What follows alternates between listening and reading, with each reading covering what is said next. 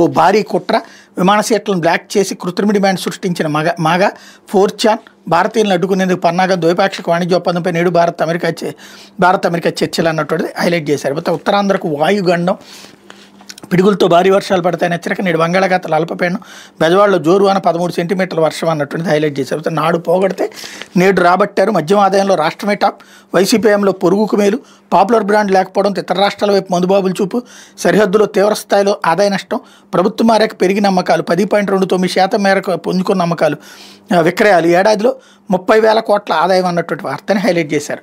ఇక్కడే విచిత్రం ఏంటంటే, మరి ఇప్పుడు జగన్ లిక్కర్ మీదన రూల్స్ పెట్టాడు కాబట్టి, పెద్ద పెద్ద టాప్ బ్రాండ్స్ వద్దన్నాడు కాబట్టి అతనికి తగ్గిపోయింది. మరి చంద్రబాబు గారి టైంలో అంతకుముందు అన్ని బ్రాండ్లు ఉన్నాయి, బెల్ట్ షాపులు ఉన్నాయి, పర్మిట్ రూములు ఉన్నాయి కదా, అప్పుడు 17,000 కోట్లు ఎందుకు వచ్చింది?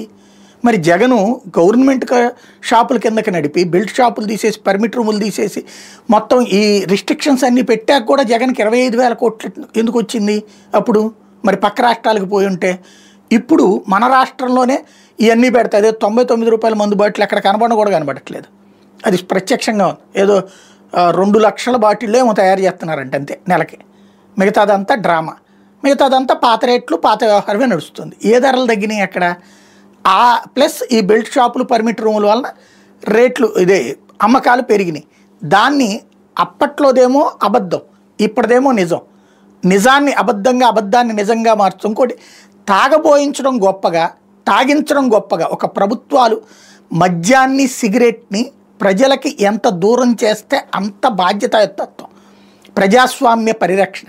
అంతేగాని ఎక్కువ తాగబోయిచ్చి ఎక్కువ మంది తాగుతున్నారని చప్పట్లు కొట్టేటటువంటిది జర్నలిజం కాదు, ఎర్నలిజం కూడా కాదు, నీచత్వం అన్నటువంటిది వీళ్ళకి సిగ్గుశరం ఉంటే తెలుసుకోవాల్సినటువంటి అంశం.